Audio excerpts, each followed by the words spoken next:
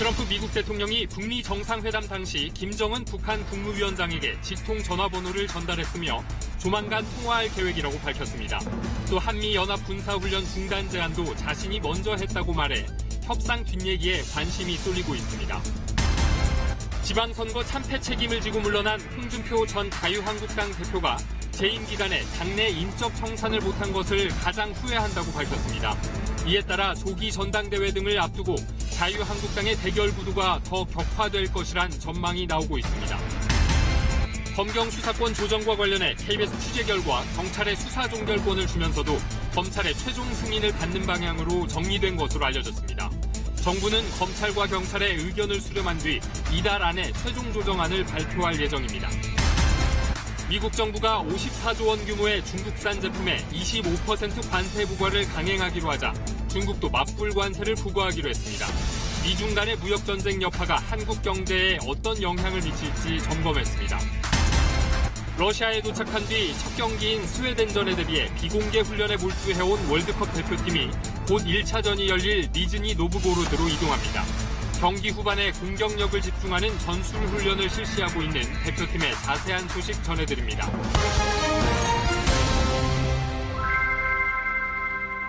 시청자 여러분 안녕하십니까? 6월 16일 토요일 KBS 9시 뉴스입니다. 트럼프 미국 대통령이 지난 6.12 북미 정상회담 때 김정은 국무위원장에게 직통 전화번호를 알려줬다고 밝혔습니다.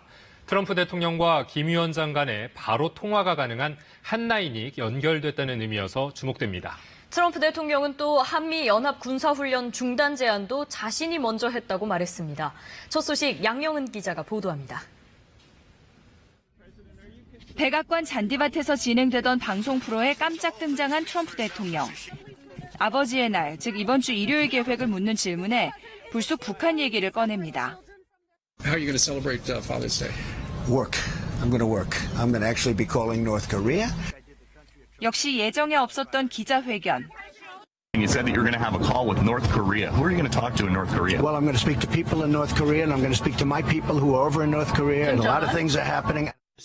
트럼프 대통령은 김 위원장에게 자신에게 바로 연결되는 전화번호를 주었다는 사실도 공개했습니다. I gave him a very direct number. He can now call me if he has any difficulty. I can call him. We have communication. 김정은 위원장을 강력한 지도자라고 칭찬한 뒤 자신과 잘 맞는다고 강조했습니다. We had great chemistry. I have a good relationship with Kim Jong-un. That's a very important thing. 한미 연합훈련 중단과 관련해서는 자신이 먼저 제안했다며 막대한 비용을 절감하게 됐으니 좋은 것 아니냐고 반문했습니다. 워게임이란 용어도 자신의 용어라고 거듭 강조했습니다. That was my offer. Military, I call them war games. I hated them from the day I came in. We pay millions and millions of dollars for planes and all of this. 북미 정상회담에서 별로 얻은 게 없다는 지적에 대해서는 핵실험과 미사일 발사가 중단되는 등 미국이 훨씬 안전해졌다고 응수했습니다. 비핵화에 걸리는 기간에 대해서는 가능한 빨리 하려고 한다며 대북 제재 해제는 그 이후의 일이라고 덧붙였습니다. KBS 뉴스 양영은입니다. 북미 정상이 이렇게 직통 전화를 가동해 정상 간 대화가 수시로 이루어진다면 앞으로 구체화될 비핵화 협상에도 속도가 붙을 수 있다는 평가가 나옵니다. 이어서 김영은 기자입니다. 직통 번호를 건넸다며 직접 소통을 예고한 건 트럼프 미국 대통령이 김정은 국무위원장을 지속적인 대화 상대로 인정했다는 뜻으로 보입니다. 특히 통화가 한 차례로 그치지 않고 수시로 이뤄진다면 비핵화 협상에 속도가 붙을 것으로 보입니다. 실무 협상이 부진할 때 풀어갈 수 있는 정상 차원의 대화 창구가 만들어지는 만큼 이른바 톱다운 방식의 해결책이 나올 수 있다는 겁니다. 트럼프 대통령이 주요 비핵화 시점을 첫 임기인 2020년까지로 보고 있는 만큼 무엇보다 비핵화의 신속한 이행을 위해 협상을 직접 점검하겠다는 의도도 있는 것으로 보입니다. 또 미국 내부적으로는 트럼프 대통령이 비핵화 과정을 주도하고 있다는 메시지를 줄 수도 있습니다. 비핵화가 잘 될 수 있는 어떤 인간적인 케미스트리가 형성됐고 앞으로 전개될 수 있는 동력을 상당히 불어넣어 줄 것이다. 이러한 메시지를 이번 그 핫라인 통화를 통해서 한번 보여주지 않을까 싶습니다. 앞으로 북미 핫라인이 본격적으로 가동되면 종전선언 등을 논의하기 위해 남북미 정상 3자 간 핫라인 연결도 가능해질 수 있다는 전망도 나옵니다. 청와대도 두 정상의 통화 예고는 북미 관계 진전의 상징적 사건이라며 중요한 진전이 이뤄지고 있다는 기대감을 내비쳤습니다. KBS 뉴스 김영은입니다.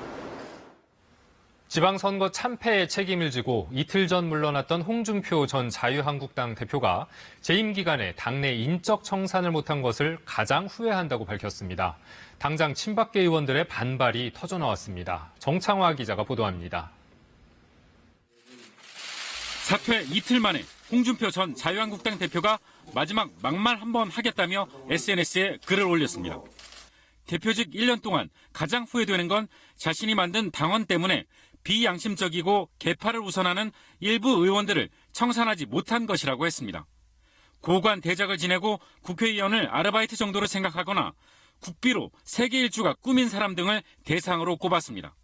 특히 날선 비판의 칼끝은 당내 친박 의원들을 가리켰습니다. 친박 행세로 공천을 받고도 중립 행세를 한다든지 이미지 좋은 척하지만 친박 앞잡이를 하는 초선 의원들 속에서 내후 외환 같은 1년을 보냈다고 했습니다.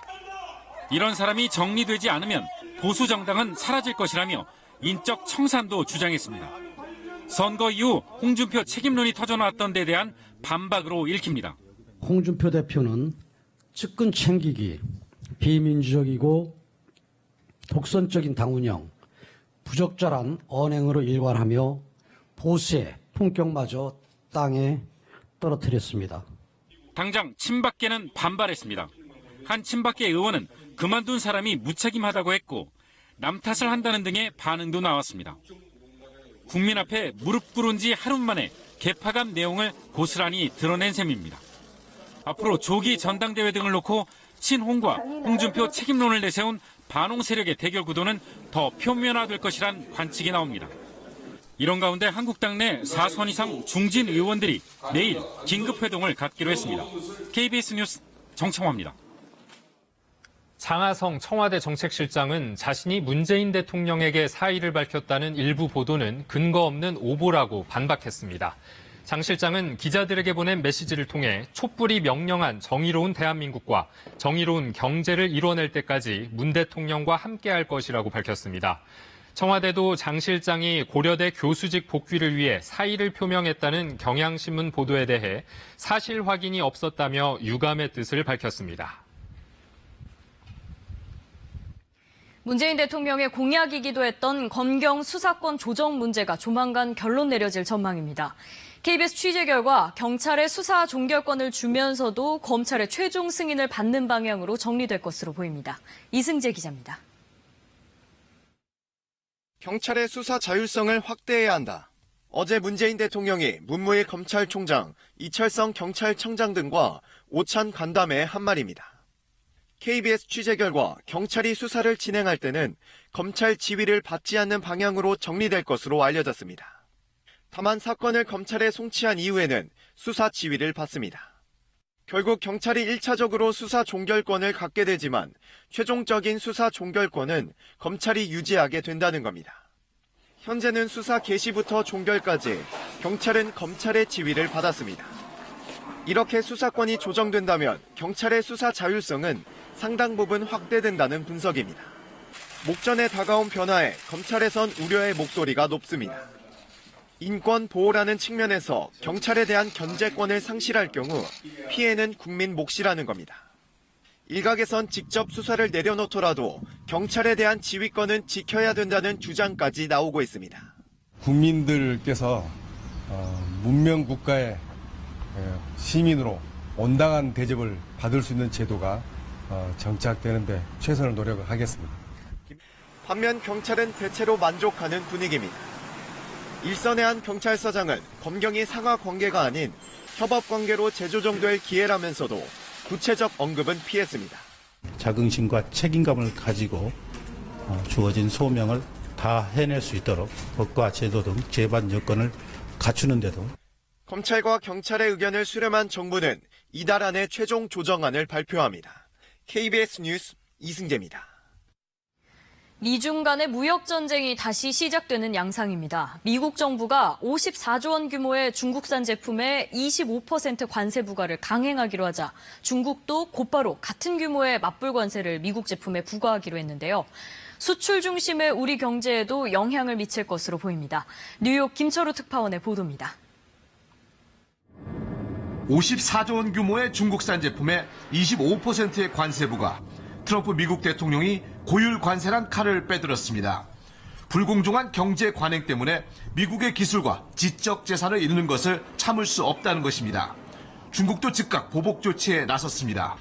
같은 규모의 미국산 제품 650여 개 품목에 25%의 관세를 부과하겠다는 것입니다. 관세를 매기는 시점 역시 양국 모두 다음 달 6일로 갔습니다. 미국은 중국이 집중 육성 중인 첨단 기술 제품에, 중국은 미국의 주력 수출 제품에 각각 관세를 부과하기로 했습니다. 미국의 이딴 금리 인상과 불안한 국제 유가 움직임에 이어 미중 간 무역 전쟁까지 다시 불붙으면서 세계 경제의 불확실성은 더 커질 것으로 보입니다. Global supply chains are extremely complex, and any kind of tariff action which impacts the relationship between the U.S. and China will also disrupt global supply chains. 수출 중심의 한국 경제에도 타격이 예상됩니다. 우선 중국의 대미 수출길이 막히면 한국의 대중 수출이 영향을 받을 가능성이 큽니다. 현대경제연구원은 중국의 대미 수출이 10% 감소하면 한국의 대중국 수출액이 30조 원 넘게 줄어들 것으로 추산했습니다. 하지만 미중 간의 무역 분쟁이 적당한 선에서 마무리될 가능성이 있다는 전망을 내놓는 전문가들도 있습니다. 이런 갈등이 소비자 가격 인상과 인플레이션으로 이어져 두 나라 경제에 좋지 않은 영향을 줄 수 있다는 여론이 많기 때문입니다. 뉴욕에서 KBS 뉴스 김철우입니다. 삼성전자가 한국과학기술원의 핀페트 기술 특허를 침해했다며 4억 달러, 한국 돈 약 4,400억 원을 배상하라는 판결을 미국 텍사스주 마셜에 있는 법원에서 받았다고 블룸버그 통신이 보도했습니다. 휴대전화기 생산에 중요한 핀페트 기술은 반도체 칩 소형화를 위한 트랜지스터의 한 종류로 카이스트의 지식재산관리회사는 삼성이 이종호 서울대 교수의 발명을 도용했다고 최초 소장에서 주장했습니다. 삼성은 성명을 통해 항소를 포함 모든 선택지를 검토할 것이라고 밝혔습니다. 철거 공사를 하던 건물이 갑자기 무너져 내리면서 한 명이 다치고 인근 주민들이 긴급 대피했습니다. 하마터면 큰 사고로 이어질 뻔했는데 이 아찔한 순간이 CCTV 화면 등에 찍혔습니다. 박민철 기자가 취재했습니다.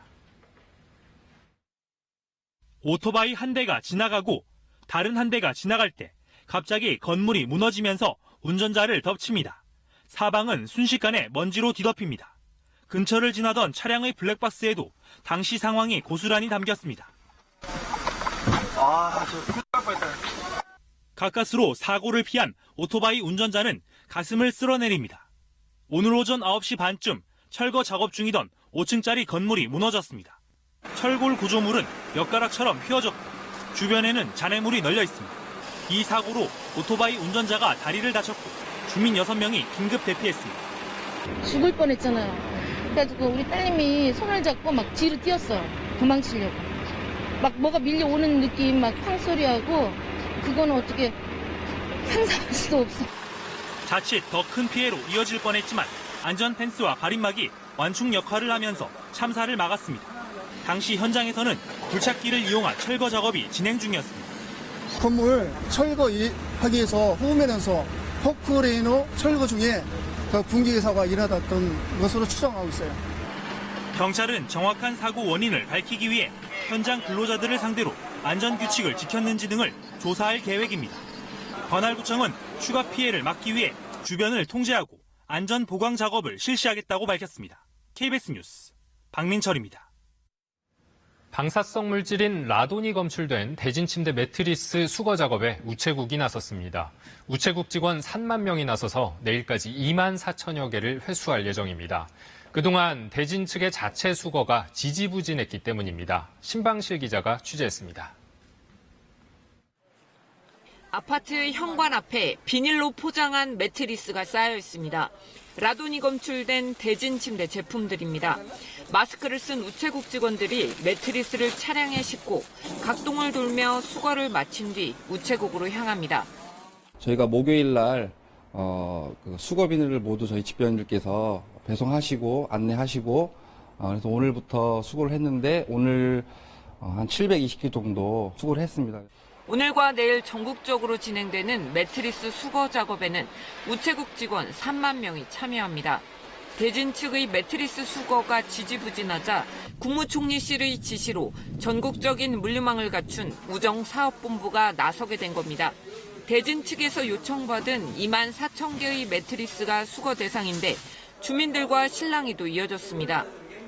사전에 오늘 수거 대상으로 지정받지 못했거나 업체의 연락을 받지 못했다는 불만도 터져 나왔습니다.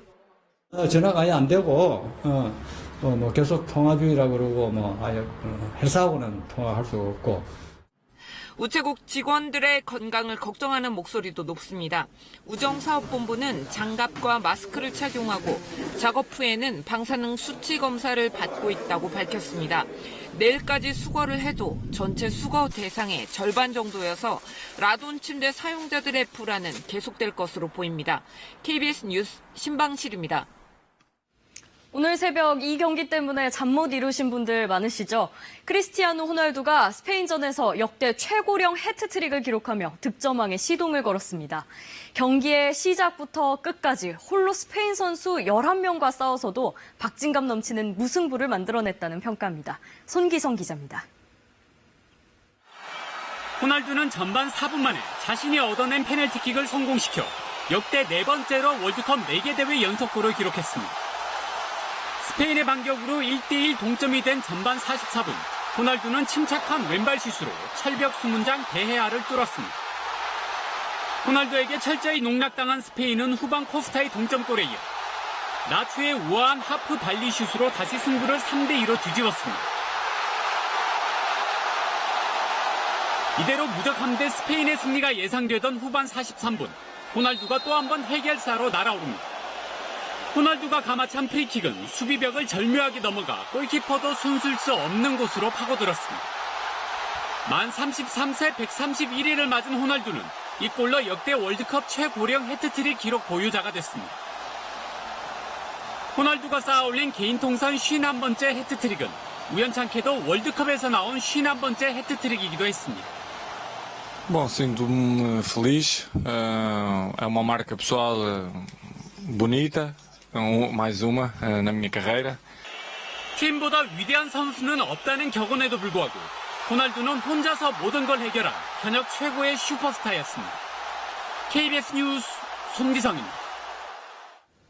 우리 축구대표팀이 잠시 뒤 첫 경기가 열릴 니즈니 노브고로드로 이동합니다. 러시아 입성 후 스웨덴 맞춤 전술을 준비한 대표팀은 실점 없이 버텨 마지막 15분을 승부처로 쓸 거란 예측이 나오고 있습니다. 상트페테르부르크에서 박주미 기자가 전합니다. 후반 44분 터진 히메네스의 골. 전력상 열세라는 평가를 받던 이란은 경기 종료 직전에 터진 이른바 극장골로 승점 3점을 챙겼습니다. 스웨덴전을 이겨야 16강행을 바라볼 수 있는 대표팀이 눈여겨봐야 할 장면입니다. 0대0으로 전반전이 끝나고 후반전 70분, 75분까지 간다면 스웨덴이 자신들이 가지고 있는 이 조직에서 벗어나서 익숙하지 않은 공격으로 나올 가능성이 있거든요. 후반 30분까지 실점 없이 버틴다면 다급해진 스웨덴이 공격에 집중하게 되고 이때 역습의 기회가 온다는 분석입니다. 마지막까지 체력과 집중력을 유지해야만 가능한 전략입니다. 지난 3월 폴란드전에서 경기 종료 3분 전 골을 기록한 공격수 황희찬 역시 마지막 15분을 노리겠다는 각오를 밝혔습니다. 초반부터 120%를 쏟다 보면 당연히 후반전에 좀 힘들 수도 있는데 또 한 발 더 뛰고 그런 부분을 보여줘야 저희가 승리할 수 있다고 생각하기 때문에. 신태용 감독은 훈련 전 빠른 발과 위협적 침투 능력을 가진 두 공격수 이승우와 황희찬에게 세밀한 별도 주문을 해 눈길을 끌었습니다.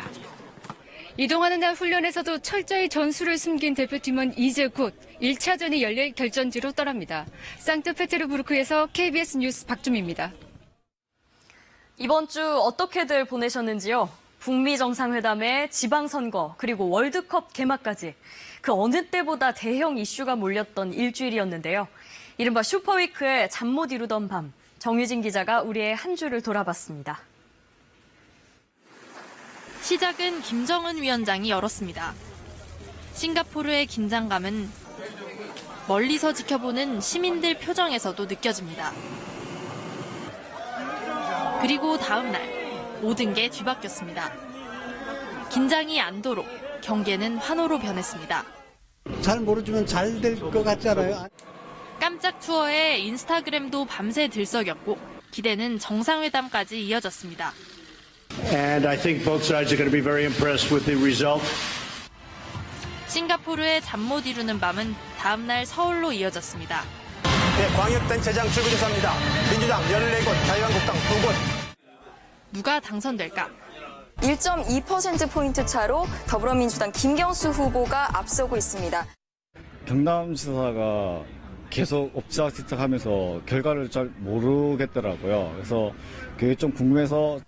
슈퍼위크에 빠질 수 없는 것, 치맥입니다.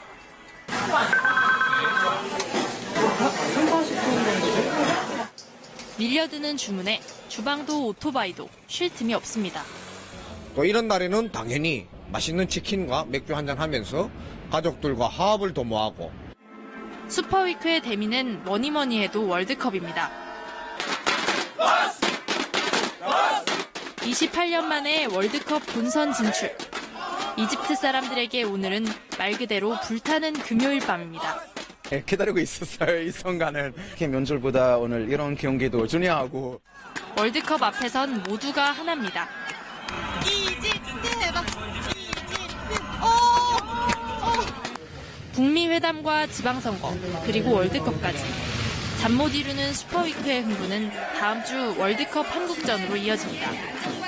KBS 뉴스 정유진입니다. 네, 다음 소식입니다. 최근 육아휴직을 하는 남성들이 늘면서 지난해 남성 육아휴직자 수도 12,000명을 넘었습니다. 하지만 대부분은 대기업 직원들이고 중소기업에 다니는 남성 육아휴직자는 전체의 10%에도 채 미치지 못했습니다. 이 소식은 황정호 기자가 보도합니다.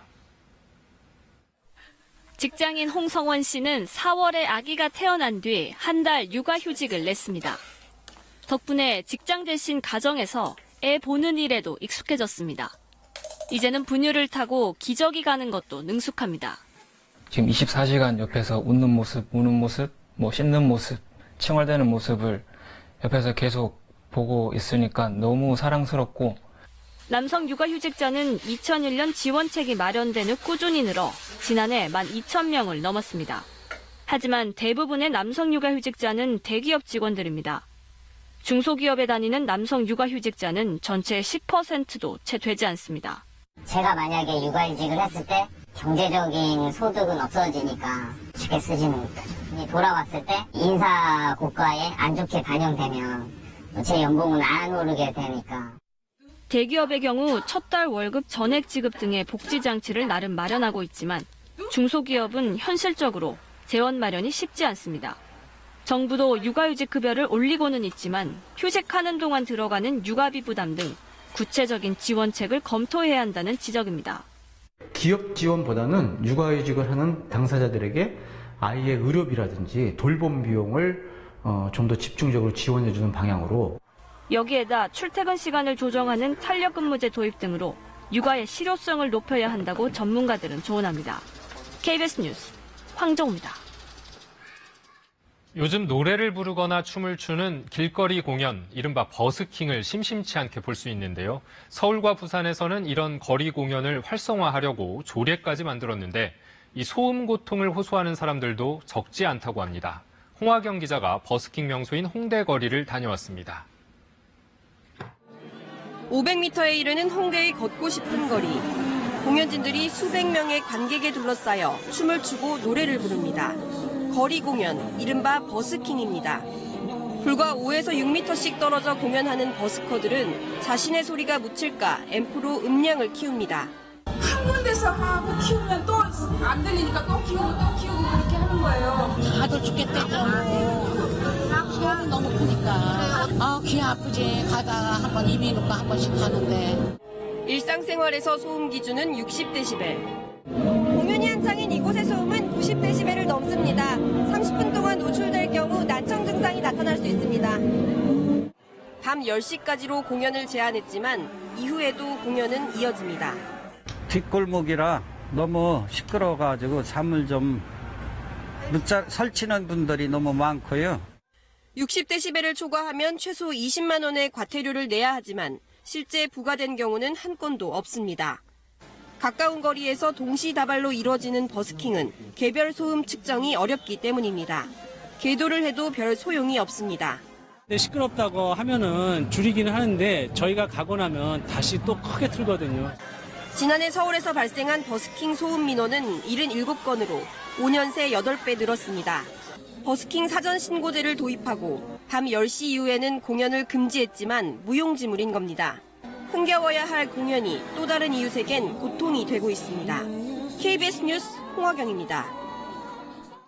대학가 주변에 가면 학생들이 번호판 없는 미등록 소형 오토바이로 아찔한 운전을 하는 모습을 자주 볼 수 있습니다. 이런 오토바이들은 보험에 가입되어 있지 않은 경우가 많아 사고 보상도 제대로 받을 수 없는데요. 법망의 허술에 단속도 쉽지 않은 상황입니다. 김나래 기자입니다. 소형 오토바이가 대학 캠퍼스를 질주합니다. 굉음을 내며 사람들 옆을 스치듯 지나가는 오토바이. 운전자는 헬멧을 쓰지 않은 채 한 손엔 휴대전화까지 들었습니다. 인도와 차도를 제멋대로 오가는 오토바이도 눈에 띕니다. 속도도 너무 빠르고 부딪힐까 무섭기도 하고 아무래도 학교다 보니까 시끄러워가지고 좀 위험한 상황들이. 상당수는 번호판이 없는 미등록 오토바이입니다. 이처럼 학교 곳곳에는 번호판이 없는 오토바이가 세워져 있습니다. 캠퍼스 바깥에서도 미등록 오토바이의 고개 운전은 계속됩니다. 위험한 건 아는데 다 그냥 그렇게 다니는 것 같아요. 분위기로해서 집에 살짝 썼죠. 의무보험에 가입되지 않아 번호판이 없는 이런 소형 오토바이들은 사고가 나면 마땅한 보상 방법이 없는 데다 범죄에 악용될 소지도 높습니다. 그런데도 운전자들은 보험료 탓만 합니다. 보험료를 내기가 사실 좀 돈도 아깝고 저 학생 신분에서 좀 부담이 되기도 하고 그래요. 단속은 제대로 이뤄지지 않고 있습니다. 특히 대학 캠퍼스는 대표적인 단속 사각지대입니다. 학교 안 도로를 도로로 보지 않는 현행 도로교통법 때문입니다. 학교 안의 도로 같은 경우는 저희들이 단속할 수 있는 법적 아직 근거 없기 때문에 단속은 힘들고.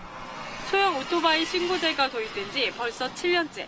그러나 허술한 법규와 단속망을 틈타 미등록 소형 오토바이는 여전히 활개를 치고 있습니다. KBS 뉴스 김나래입니다. 간추린 뉴스입니다.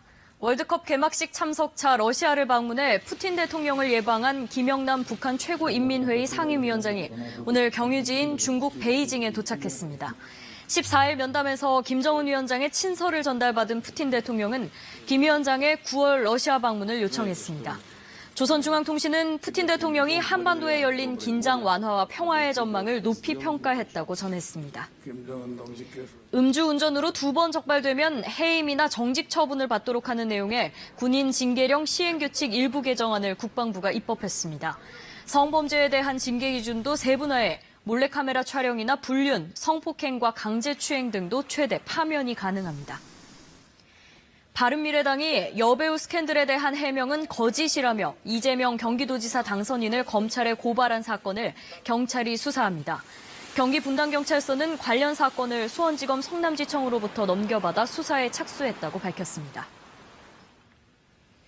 지폐를 만드는 데 쓰이는 원료를 면 펄프라고 하는데요.